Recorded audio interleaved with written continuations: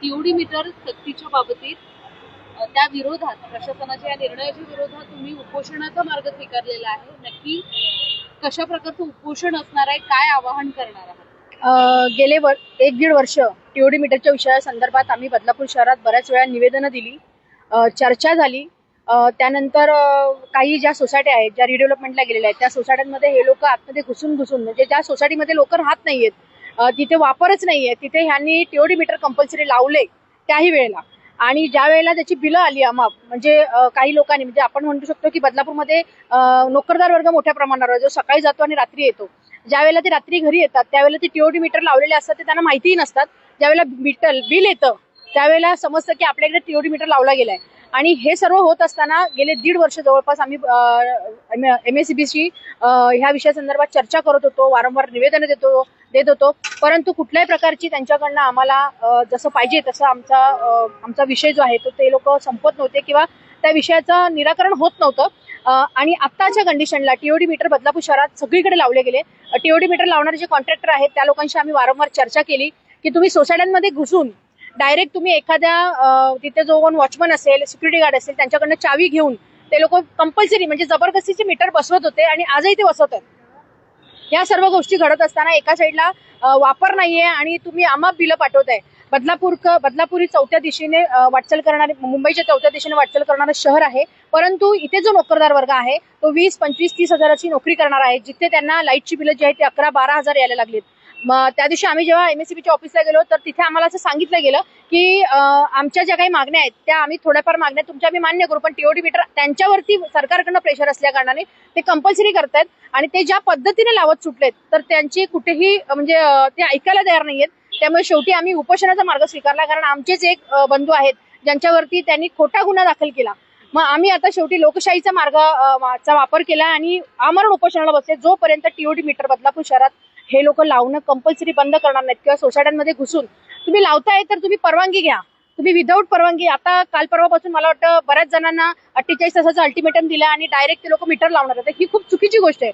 जर एका साईडला देवेंद्र फडणवीस साहेब मुख्यमंत्र्यांनी सांगितलेलं होतं की बाबा मीटर सर्वसामान्य लोकांसाठी कंपल्सरी नाही आणि आता ते सगळीकडे सर्रास लावले जातात, तर हे कुठेतरी चुकीचं आहे. उपोषणाचा इशारा दिल्यानंतर हे सगळे मेसेजेस जास्त फिरायला लागले असं वाटतंय? खरोखर असं वाटायला लागलंय. आम्हाला पण बऱ्याच लोकांचे फोन आले की उपोषणाची हाक दिल्यानंतर बदलापूर शहरात खूप मोठ्या प्रमाणावरती त्यांनी अगदी घाईघाईमध्ये ते आता मेसेजेस लोकांना पाठवायला लागलेत की 48 तासात तुम्ही लावा, अन्यथा ते लोक जबरदस्ती लावणार आहेत. तर हे चुकीचं आहे. आपल्याला माहिती असेल पूर्ण महाराष्ट्रामध्ये आता ह्या टीओडी मीटरच्या संदर्भात वातावरण तापायला लागलंय.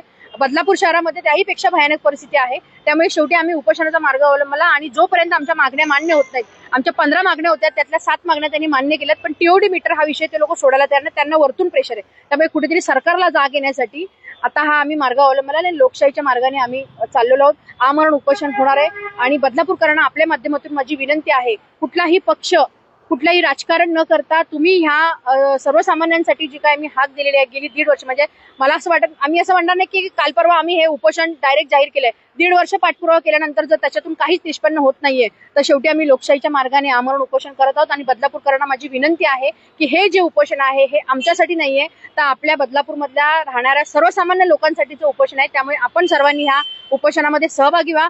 जास्तीत जास्त संख्येने तुमचे जे काही विषय असतील, कुठे मीटर सक्तीचे करतायत तर कुठे लाईटची बिलं जास्त येत आहेत, सोसायट्यांमध्ये घुसून हे लोक हे करतात, तर इथे जे अधिकारी येणार आहेत त्या अधिकाऱ्यांना आपल्याला जाब विचारता येईल. जर आपण तिथे गेलो तर ते लोक गुन्हा दाखल करतायत. त्यामुळे त्यांना इथे बोलवून आमचे जे काही शंका आहेत किंवा आमचे जे काही प्रश्न आहेत त्यांचं उत्तर आम्हाला मिळावं. म्हणून बदलापूरकरांना विनंती आहे की तुमचे जे जे काही विषय असतील या टीओडी मीटरच्या संदर्भात आहेत, लाईटच्या विषयासंदर्भात, बिलांसंदर्भात आहेत, तर तुम्ही इथे नक्की या. उपोषण असणार आहे उद्या. परवानगी मिळाली का उपोषणाला? भारतीय संविधानाचं पुस्तक हातामध्ये आहे, उपोषणाचा मार्ग स्वीकारताना काय नक्की? सगळ्यांना पहिल्यांदा जय शिवराय, जय भीम. आता मला वाटतं या संपूर्ण भारतामध्ये एक संविधानच राहिले ज्या हिशोबात आम्ही लोकांकडे हक्क मागू शकतो किंवा ह्याच संविधानाच्या अनुग्रहाने आज आम्ही उपोषणाला बसलेलो आहे. तरी आम्हाला अनेक गोष्टीचा त्रास होत आहे. डॉक्टर बाबासाहेब आंबेडकरांनी आमच्या हातात हे संविधान दिलं म्हणून आम्ही आज कुठेतरी जनतेसाठी न्याय मागायसाठी आम्हाला ही ताकद भेटलेली आहे. आणि हा जो आम्ही लढा लढतोय, मला वाटतं 2021 पासून माझ्या व्हॉट्सअपला तुम्ही गेले ना, टीओडी मीटर संदर्भात मी वेळोवेळी पोस्ट टाकत आलेलो आहे. कारण हे स्लो पॉयझन आहे आणि आपला देश हा टोटल भांडवलशाहीत आता बुडालेला आहे. सर्व धंदे हे काही गिन्या चुन्या व्यापाऱ्याकडे चाललेले आहेत. लोकांनी पक्ष बाजूला ठेवून पुढच्या भविष्यासाठी एकत्र येणं गरजेचं आहे. बाजारामधला जो खेळता भांडवल आहे हा 4 व्यापाऱ्याकडे जायला लागलेला आहे. महावितरणाचे जेवढे काही वरिष्ठ कनिष्ठ अधिकारी आहेत ना, हे फक्त भावले आहेत. आता जे सॉफ्टवेअर हार्डवेअर आहे, ज्या टीओडी मीटर संदर्भात आम्ही ताईंनी विषय घेतलेला आहे, त्याच्यातलं कुठलंही तांत्रिक नॉलेज किंवा टेक्निकल नॉलेज महामंडळाच्या कुठल्याही अधिकाऱ्याला नाहीये. ऑटो कट बिलिंग ही संपूर्ण म्हणजे अडाणी अंबानीच्या लोकांच्या हातात आहे. ज्या वेळेस हे लोक ऍक्च्युली मी तर म्हणतो महावितरणाचे सर्व अधिकारी या आमच्या आंदोलनामध्ये सहभागी झाले पाहिजेत आणि त्यांना खूपच म्हणजे नाही तर उद्या त्यांच्या नोकऱ्या पण जाणार आहेत. कारण आता हा देश आपली जी सिस्टीम बघतो मी इलेक्ट्रॉनिक्स मध्ये मला थोडंसं नॉलेज आहे. आता जे ऑन ऑफ मीटर करायला लागतात त्यांचे सॉफ्टवेअर किंवा तंत्रज्ञान हे अडाणीकडे आहे, ते खाजगी आहेत. ऍक्च्युली टेंडर अडाणीचं आहे, पण ह्यांना महावितरण का मदत करते ते आमचं समजतच नाही. एखाद्या वस्तूचं समजा आम्ही ठेका दिला तर मग त्या प्रशासकीय लोक त्यांना का मदत करतात? म्हणजे याचा अर्थ महामंडळाच्या अधिकाऱ्यांना भरम मोठी सुपारी दिलेली आहे आणि सुपारीवर ते काम वाजवत आहे. महाराष्ट्राचे मुख्यमंत्री विधानसभेत बोलले, आजही आम्ही त्यांचे व्हिडिओ लोकांना दाखवतो आहे. त्यांनी सर्वसामान्य ग्राहकाला स्मार्ट मीटर लावणार नाही अशी स्पष्ट त्यांनी कबुली दिलेली आहे. आणि आमच्या मुख्यमंत्री आणि उपमुख्यमंत्री एकनाथ शिंदे यांच्याच पावलावर पाऊल ठेवून आम्ही यांना जागरण करत आहे. तुमच्या माध्यमातून पत्रकार बंधूंना माझी विनंती आहे, लाईट मीटरचा विषय हा सगळ्यांचा आहे. सगळ्यांना डबल टिबल बिल आलेत. हे आपल्याला गुढी गुलाबांनी महावितरणाचे जरी अधिकारी आपल्याला काहीतरी उदाहरण देत असेल तर सर्व हे चुकीचं आहे. कुठल्याही सरकारच्या स्कीम ह्या लोककल्याणासाठी असाव्या आणि ज्या स्कीम यांनी लोककल्याणासाठी काढल्या, हजारो करोडो रुपयाच्या जाहिराती यांनी केल्या. मग ही चांगली स्कीम होती तर यांनी जाहिराती का केल्या नाही? बरोबर. पण हे जे मीटर आहेत हे पुढे घातक आहेत. एकदा मोनोपॉली झाली की सगळ्यांच्या नडीवर बसणार आहेत. सर्वांनी उपोषणाच्या ठिकाणी एकत्र यावे. ही लढाई आमची नाहीये.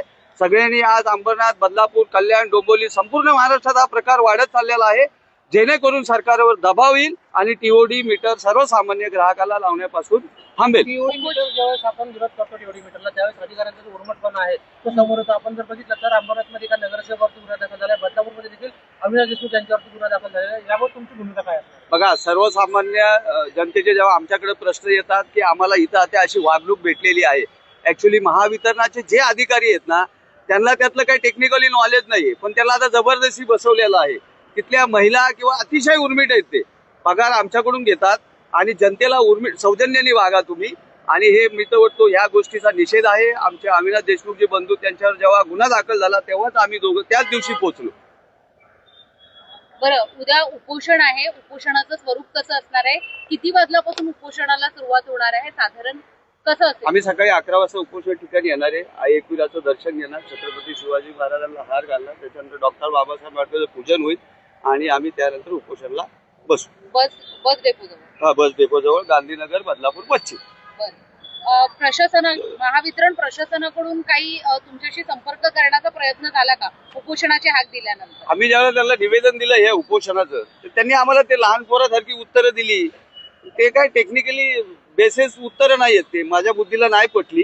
ते बारीक पोराला कसं आपण रडायला लागलं, मेलोडी चॉकलेट देतो त्या पद्धतीत दिलं, पण ते आम्हाला नाही पटलं. त्यांनी टेक्निकली आम्हाला यावा, लोकांना दोन्ही टेक्निकलचा फरक सांगवावा आणि आमच्या मागण्या आम्ही त्या नियमाबाहेर केल्या. ज्या इलेक्ट्रिसिटीचे नियम आहेत, जे भारतात संविधानाप्रमाणे आम्हाला जे कायदे दिले तेच आम्ही सांगतो तुम्ही अनुकरण करा. आम्ही नाही असं सांगत की तुम्ही टीओडी मीटर बंद करा आणि जर जनतेचा लोट असेल तर त्यांना बंद करणं भाग आहे.